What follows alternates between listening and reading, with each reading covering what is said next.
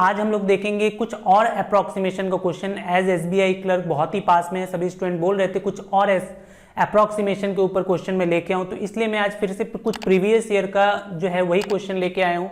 आप लोग को यहाँ से सीखना है कि आपका अप्रोच क्या होना चाहिए अप्रोक्सीमेशन के लिए। तो चलिए बिना लेट की स्टार्ट करते हैं। तो जैसा कि आप देख रहे हो ये क्वेश्चन दिया हुआ है, यहाँ पे क्या है, question marks plus 30.01% of 651 divided by like that. ठीक है, तो सबसे पहले हम लोग कहाँ से स्टार्ट करेंगे। तो देखो आपको क्या करना है कि जो रफ पेज में आप किस तरीके से लिखोगे क्वेश्चन मार्क्स, ठीक है, आप चाहो तो क्वेश्चन मार्क्स को x भी लिख सकते हो। ये जो 30.01% है इसको हम लोग क्या लिख सकते हैं, 30%। ऑफ का मतलब क्या होता है, मल्टीप्लाई। देखो बहुत लोग थोड़ा सा कंफ्यूज हो जाते हैं कि ये जो ऑफ है और यहाँ पे देखो डिवाइड है। तो अगर आपने बोर्ड मास रूल पढ़ा है तो वहां पे क्या होता है, ऑफ पहले आता है, उसके बाद क्या होता है, डिवाइड होता है। मतलब पहले मुझे इसको और इसको सॉल्व करना पड़ेगा। मतलब ऑफ का मतलब हम लोग क्या करेंगे, 651 है, इसको हम लोग क्या लिख सकते हैं, 650, और ये डिवाइडेड बाई है तो इसको आप एक साथ ले लो। डिवाइडेड बाई क्या हो गया, 25%, 25.05 है, उसको हम लोग क्या बोल सकते हैं, 25% ऑफ 59.98 है, इसको आप क्या बोल सकते हो, 60, दैट इज इक्वल टू क्या हो गया, 135। ठीक है, देखो ये क्वेश्चन आपको समझाना है इसलिए मैं ये लिख रहा हूं, नहीं तो एग्जाम में कैसे करेंगे आपको मैं वो भी तरीका बताऊंगा। तो देखो यहाँ पे अभी हमको क्या करना है, देखो मैंने आप लोग को परसेंटेज निकालना सिखाया है। अगर आपने परसेंटेज मेरे से सीखा है तो आप ये सब क्वेश्चन मेंटली कर पाओगे। जैसे मुझे ये चीज पता होना चाहिए, 60 का 25%, 25% का मतलब क्या होता है, 1/4।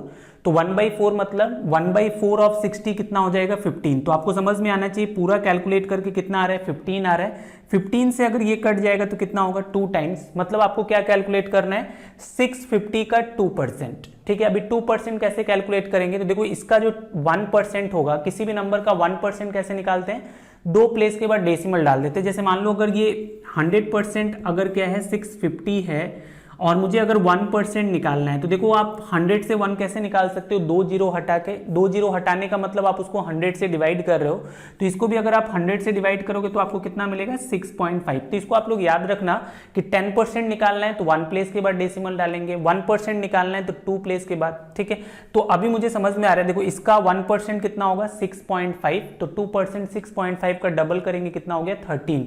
तो पूरा ये कैलकुलेशन करके मेरा क्या आएगा, 13 आएगा। और ये जो 13 है राइट साइड में जाएगा, यहाँ पे देखो प्लस में है, राइट साइड में जाएगा क्या हो जाएगा, वो माइनस हो जाएगा। सो 135 माइनस 13 कितना हो जाएगा, 122, और आपका आंसर ये 122 होगा। तो एग्जाम में भी देखो आपको इस तरीके से ही बनाना है, या फिर अगर आप चाहो तो थोड़ा और जल्दी कर सकते हो। अगर आप ये सब कैलकुलेट करने में एक्सपर्ट हो, लाइक हम लोग इस तरीके से सोच सकते थे, मैं एग्जाम में डायरेक्ट ऐसे सोचता कि 60 है, 60 का 25%, 60 का 25% मतलब कितना होगा, 1/4, मतलब ये 15 आ जाता।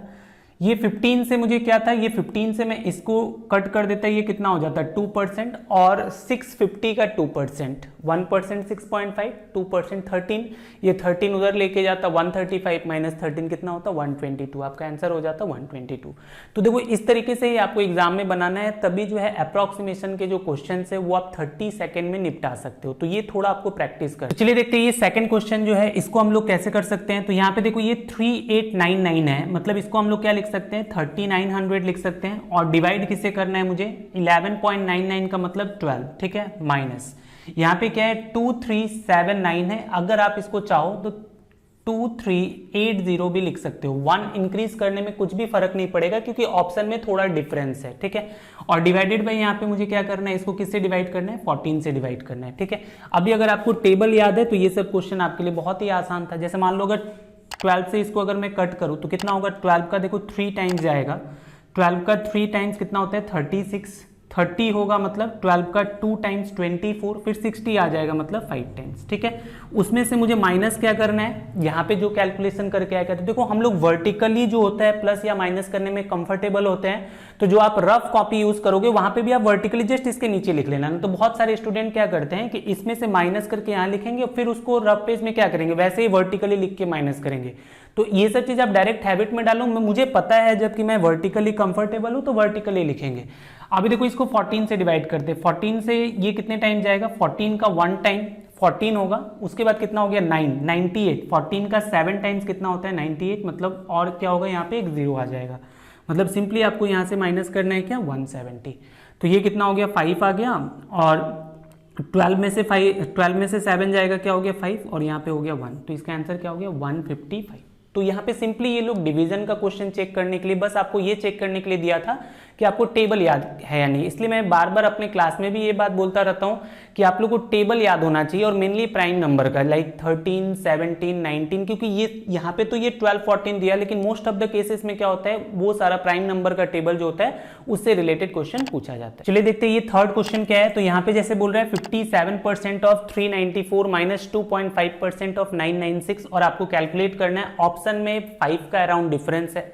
तो देखो हम लोग इस तरीके से सोच सकते हैं, देखो कभी भी अगर आपको परसेंटेज और वैल्यू इसमें अगर किसी को अप्रोक्सीमेट करना होगा तो आप ट्राई करना वैल्यू वाले को अप्रोक्सीमेट करें। जैसे अगर मान लो इसको मैंने ये लिख दिया 57% ऑफ, मान लो इसको मैंने मान लिया ये क्या है 400, माइनस ये हो गया 2.5% ऑफ 996 है, इसको मैंने क्या मान लिया 1000। तो अभी देखो इससे क्या होगा, जैसे मान लो यहाँ पे 400 का 57%, या फिर आपको पता है कि परसेंटेज का मतलब क्या होता है, डिवाइडेड बाई 100। तो डिवाइडेड बाई 100 मतलब क्या, ये 2 जीरो क्या होता है, या फिर आप डायरेक्ट याद रखना कि परसेंटेज की वजह से क्या होता है 2 जीरो कट जाता है, मतलब आपको 57 का 4 टाइम्स करना है। 57 का 4 टाइम्स मेंटली कैसे कर सकते हैं, 50 का 4 टाइम्स कितना हो गया 200, और 7 का 4 टाइम्स कितना हो गया 28, तो ये कितना हो गया 228 माइनस, अभी देखो ये परसेंटेज की वजह से क्या हो गया 2 जीरो जाएगा, और 2.5 को अगर आप 10 टाइम्स करोगे तो 2.5 का 10 टाइम्स करने से कितना आ जाएगा 25, तो इसका आंसर क्या मिला आपको 203। अभी देखो यहाँ पे बहुत सारे स्टूडेंट को कंफ्यूजन होगा कि वो कौन सा ऑप्शन सेलेक्ट करे, वो 200 सेलेक्ट करे या फिर 205 सेलेक्ट करे, क्योंकि जो आंसर आया है वो 203 आया है। तो देखो आप जब भी अप्रोक्सीमेशन करोगे तो ये बहुत ही इंपॉर्टेंट पॉइंट है, इसको आप लोग एकदम ध्यान से देखो। देखो जो मैंने क्वेश्चन जो सॉल्व किया था, मैंने ये 394 को क्या कर लिया 400 लिया, मतलब थोड़ा सा इंक्रीज करके लिया। यहाँ पे वैल्यू को मैंने क्या किया था इंक्रीज कर दिया था। यहाँ पे जो 996 था इसको भी मैंने क्या किया बढ़ा के लिया, मतलब क्या लिया, इसको मैंने 1000 ले लिया। तो इसका मतलब क्या है, जब इन दोनों को मैंने बढ़ा के कैलकुलेशन किया है तो जो मेरा आंसर भी आएगा वो भी क्या होगा एक्चुअल वाले से थोड़ा बढ़ा हुआ आएगा, मतलब थोड़ा ज्यादा आएगा। तो इसका मतलब ये जो आंसर है वो क्या है मेरे एक्चुअल वाले से क्या है थोड़ा ज्यादा है। तो इसका मतलब जो मेरा आंसर होगा वो 203 से क्या होगा थोड़ा कम होगा। तो इसलिए हम लोग कौन सा आंसर सेलेक्ट करेंगे 200। ठीक है, तो ये पॉइंट आप लोग को अप्रोक्सीमेशन में बहुत ध्यान रखना है कि आप जब देखोगे कि आप जब आंसर बढ़ा के कर रहे हो तो आंसर भी आपका बढ़ा हुआ आएगा, तो जो सेलेक्ट करोगे आप उससे छोटा वाला सेलेक्ट करना। और अगर कभी आप मान लो कम करके लेते हो, ठीक है, अगर आपने मान लो अप्रोक्सीमेशन किया और थोड़ा डिक्रीज करके किया तो जो आपका आंसर भी आएगा वो भी एक्चुअल से डिक्रीज होगा। तो जो ऑप्शन आप सेलेक्ट करोगे वो क्या करोगे उससे थोड़ा इंक्रीज करके आप सेलेक्ट करोगे। तो ये बहुत ही इंपॉर्टेंट पॉइंट। देखिए ये क्वेश्चन भी प्रीवियस ईयर का एसबीआई का ही क्वेश्चन है। तो जैसे यहाँ पे इसको सॉल्व करना है, देखो हम लोग सबसे पहला आपको एक बात ध्यान रखना है कि अप्रोक्सीमेशन कभी भी सॉल्व करते टाइम ऑप्शन का ध्यान रखना है। यहाँ पे हम लोग देख रहे हैं कि ऑप्शन में थोड़ा गैप है, ठीक है, यहाँ पे थोड़ा गैप करके दिया है, तो थोड़ा हम लोग चीजों को अप्रोक्सीमेट कर सकते हैं। और सबसे पहले देखो जब भी 10 वगैरह का गैप है ना, तो यहाँ पे जो प्लस करना है मुझे 0.96 मतलब 1 प्लस करना है, तो आप इसको इग्नोर भी कर दोगे ना तो कुछ आपको फर्क नहीं पड़ेगा। ठीक है, तो ऐसे ऐसे कैलकुलेशन ऐसा हो सकता था कि आपको और 2-3 वैल्यू दे दे, लाइक प्लस 0.05 प्लस 0.01, ऐसा मैंने प्रीवियस वीडियोस में भी बताया है। तो अगर वो गैप होता है तो उसको हम लोग इग्नोर कर देते हैं। तो अगर आप चाहो तो इसको इग्नोर करके भी बना सकते हो, मतलब इस पूरे क्वेश्चन में मेन कैलकुलेशन इसका था। अभी आपको देखना है कि आप इसको कैसे कर सकते हो थोड़ा चालाकी से।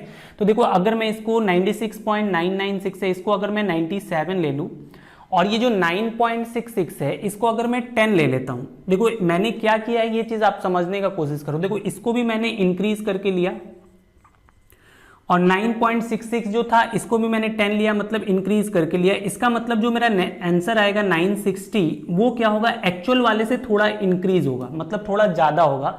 तो इसका मतलब जो मुझे आंसर सेलेक्ट करना होगा वो 970 से क्या होगा थोड़ा कम वाला सेलेक्ट करना होगा। ऑप्शन देखो आप लोग, 970 से जो थोड़ा कम वाला आंसर है कौन सा है 940, तो इसका आंसर भी क्या हो जाएगा 940। अगर आप इसको पूरा कैलकुलेशन करोगे तो इसका आंसर 938.40 आएगा। ठीक है, तो हमको उतना ज्यादा नहीं करना है अप्रोक्सीमेशन में। ये बातों का ध्यान रखना है कि हम लोग कैसे अप्रोक्सीमेट कर रहे हैं, चीजों को बढ़ा के कर रहे हैं या चीजों को थोड़ा कम करके कर रहे हैं, तो उसके हिसाब से ही हमको आंसर सेलेक्ट करना होता है। ठीक है, चलिए ये क्वेश्चन देखते हैं, बहुत ही अच्छा क्वेश्चन है। एसबीआई 2016 में ये क्वेश्चन पूछा था, और मैं आपको गारंटी के साथ बोल सकता हूं कि अगर आप इसको सॉल्व करोगे तो आपको थोड़ा टाइम लगने वाला है, लेकिन अगर जो मैं अप्रोच आपको बता रहा हूं अगर आप वो सीख गए ना तो ये ऐसे टाइप का क्वेश्चन आप देख के बना सकते हो। एसबीआई देखो आपसे क्या उम्मीद लगा के रखा है कि आप किस तरीके से क्या अप्रोच यूज करो, वो आपको समझना पड़ेगा। तो देखो मैं आपको थोड़ा सा पहले ये क्वेश्चन को सॉल्व करने के लिए देखो आप नॉर्मली कट करके सॉल्व कर सकते हो, कोई दिक्कत नहीं, मुझे पता है कि आपको मैं टाइम दे दूंगा, आप सॉल्व कर लोगे, लेकिन इसका एक्चुअल अप्रोच क्या है उसको सिखाने के लिए मैं एक छोटा सा पॉइंट आपको सिखाना चाहता हूं। देखो कोई भी जो फ्रैक्शन होता है उसको आप देख के कैसे बता सकते हो कि वो जो फ्रैक्शन है वो मोर देन 1 है या फिर लेस देन 1 है, मतलब एक से बड़ा होगा या फिर एक से छोटा होगा। तो सिंपल सा बात है, जैसे मान लो अगर मैंने आपको बोला एक नंबर ले लिया 3/5 ले लिया और एक नंबर दे दिया 5/3 दे दिया, इसमें आपको मुझे ये बताना है कि कौन सा जो फ्रैक्शन है वो एक से ज्यादा है या फिर कौन सा जो है एक से कम है। तो अगर आप ध्यान से देखोगे तो एक बात याद रखना आप लोग कि जिसका न्यूमरेटर, ऊपर वाला न्यूमरेटर बोलते हैं इसको, जिसका न्यूमरेटर डिनोमिनेटर से छोटा होता है उसका जब कैलकुलेशन करके आप आंसर निकालोगे तो उसका वैल्यू जो होगा वो एक से कम होगा। जैसे मान लो इसको अगर आप सॉल्व करोगे तो देखो इसका वैल्यू कितना मिलता है 0.6 मिलता है या फिर 0.60 आप जानते होगे, ठीक है। और 5/3 इसमें क्या है, इसका जो न्यूमरेटर है इसके डिनोमिनेटर से क्या है बड़ा है, तो इसका मतलब इसका आंसर अगर आप कैलकुलेट करके निकालोगे तो उसका जो वैल्यू होगा वो भी एक से ज्यादा होगा, मतलब इसका आंसर क्या आता है 1.66 आता है। अगर आप कैलकुलेट करके करना चाहते हो तो देख सकते हो। तो मुझे ये नहीं समझाना था, मुझे ये बात तो आपको बताना ही था। दूसरा एक सबसे इंपॉर्टेंट पॉइंट क्या है, देखो अगर मान लो कोई यहाँ पे एक नंबर लेते हैं, ठीक है, मान लो यहाँ पे मैं कोई एक नंबर ले रहा हूँ, जैसे मान लो यही एक नंबर, यहाँ पे कुछ भी नंबर ले लिए, उसको अगर आप मल्टीप्लाई करते हो एक ऐसे नंबर के साथ जो कि लेस देन 1 है, एक से छोटा है, तो उसका जो रिजल्ट आएगा आप देखोगे ऑलवेज इस नंबर से छोटा होगा। मैं आपको समझाने के लिए मान लो यहाँ पे 5 ले लेता हूँ, ठीक है, तो अगर मैं यहाँ पे 5 ले लिया तो देखो 5 से क्या होगा, ये कट जाएगा और इसका जो रिजल्ट आएगा क्या मिलेगा, इसका रिजल्ट आएगा 3। तो आप क्या देख रहे हो कि मैंने जो भी नंबर लिया उसको मल्टीप्लाई कर रहा हूं एक ऐसे फ्रैक्शन के साथ जो कि क्या है एक से छोटा है, तो जो आंसर भी आया वो क्या है, इस 5 से क्या आया, छोटा आया। ये बहुत ही आपको सिंपल सा कॉन्सेप्ट लग रहा होगा लेकिन बहुत ही खतरनाक कॉन्सेप्ट है, आप देखोगे अभी। जैसे मान लो ये मैंने देख रहा हूं कि ये जो फ्रैक्शन है वो क्या है एक से ज्यादा है, अगर मान लो मैं यहाँ पे एक नंबर ले लेता हूं, उससे अगर इसको मल्टीप्लाई करूंगा तो आप देखना उसका जो रिजल्ट आएगा वो क्या होगा, ऑलवेज इस नंबर से तो ज्यादा ही आएगा। जैसे एक एग्जांपल के लिए मैं आपको जस्ट इजी के लिए 3 ले लेता हूं, तो देखो 3 से 3 कट गया, यहाँ पे रिजल्ट क्या है आपके पास 5। तो आप क्या देख रहे हो कि 3 को जब मैंने एक ऐसे फ्रैक्शन से मल्टीप्लाई किया जो कि एक से ज्यादा था, तो इसका मतलब आंसर भी क्या आया, 3 से ज्यादा आया। तो ये बहुत ही इंपॉर्टेंट सा कॉन्सेप्ट है, अगर आप इसको समझ जाते तो ये सब क्वेश्चन जो है आप देख के बना सकते हो। जैसे देखो ये क्वेश्चन में क्या था, अगर आप ध्यान से समझो तो ये वाला जो फ्रैक्शन था आपको समझ में आ रहा है, ये क्या है, लेस देन 1 है, मतलब एक से छोटा है। ये वाला जो फ्रैक्शन है ये भी आप देख के ही समझ जाते कि इसका न्यूमरेटर डिनोमिनेटर से छोटा है, मतलब क्या है, वो एक से कम है। तो ये भी एक से कम है, ये भी एक से कम है, तो उसको अगर मैं किसी नंबर से मल्टीप्लाई करूंगा तो इसका मतलब क्या है कि जो रिजल्ट आएगा वो 7 से क्या होगा, कम होगा ना। तो अभी देखो तो ऑप्शन कितना क्या दिया हुआ था, तो ऑप्शन में एक ही ऑप्शन ऐसा दिया था जो कि क्या है, एक से कम है, इसका मतलब इसका आंसर क्या हो जाता है, 4 हो जाता है।